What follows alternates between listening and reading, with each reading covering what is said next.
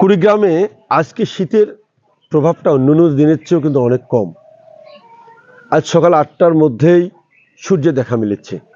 আমি আজ এসেছি কুড়িগ্রামের নাগেশ্বরী উপজেলার সন্তোষপুর ইউনিয়নের নীলুরখামার গ্রামের হাবিল উদ্দিনের বাড়িতে। তার বাসায় এসে যেটা দেখলাম, প্রায় 200 খেজুরের গাছ। এই খেজুরের রসের হাট বসেছে এখানে। বেশ কিছু লোকজন দেখতে পেলাম।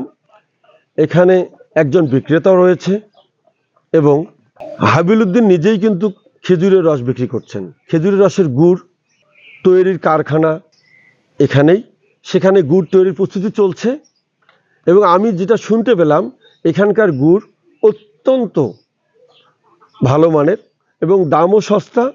এখানে প্রতিদিন যে 200 গাছ থেকে প্রায় 4 মণ তারা রস সংগ্রহ করে, সেখান থেকেই তারা গুড় উৎপাদন করে।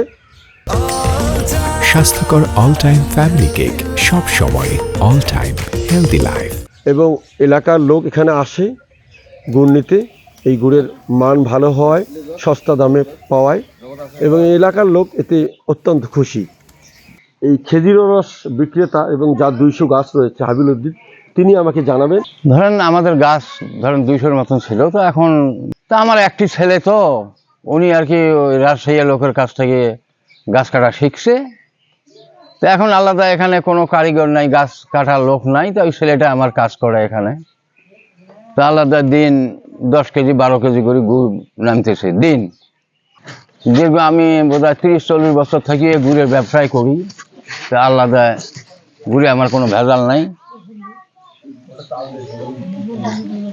গুড় এখন আলাদা বাড়িতে বেচতেছি, বাইরের লোকজন আসিয়ে নিয়ে যায় এখান থেকে।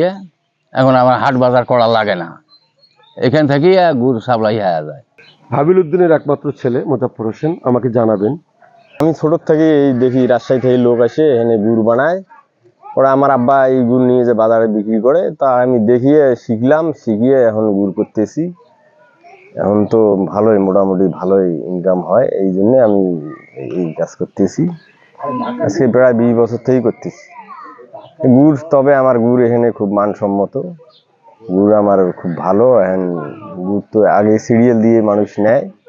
বিভিন্ন এলাকার লোক এখানে কিন্তু খেজুরের রস সংগ্রহ করতে আসছেন, আর কেউ কেউ বা অপেক্ষা করছেন গুড় তৈরি হলে সেই গুড় কিনে নিয়ে যাবেন।